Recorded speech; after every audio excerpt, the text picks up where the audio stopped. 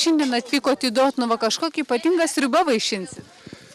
Taip, palaikom sveikuolius ir darom tokią super sriubą, yra su seitanu. Seitanas tai yra kviečių baltymai.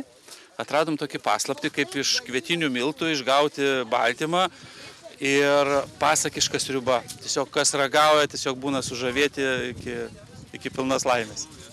Ar labai domisi prieskoniais įvairiom žolelėm žmonės, ar vis tik tai dar sudėtinga jiem pereiti į tą kitokį maitinimąsi? Dalis labai domisi, nes gyvenimas priveda prie to, kad reikia žiūrėti, ką perkam, ką valgom. Dabar, kadangi tokia labai laisvė ir chemizuoto maisto visokio, tai dalis yra, kurie labai žiūri savo sveikatos, savo artimųjų, domisi prieskoniai, žolelėm. Yeah. Jaunimą lengva sudominti. Kaip čia pasakius, nuo tam tikro amžiaus. Žodžiu, kada jie pradeda domėtis, tai jau ir tada susidomi, bet daugiau jie linkia žiūrėti, ką kiti daro, tas masė, žodžiu, bet... O pas, kaip maitinatės? Tik sveikai?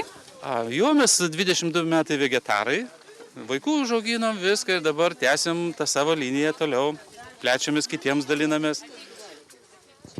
Vegetarų lengva šiandien Lietuvoje?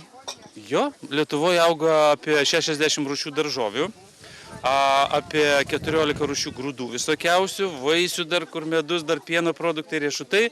Tai yra toks pasirinkimas, aš kartais galvoju, kada žmonės randa laiko mėsą valgyti.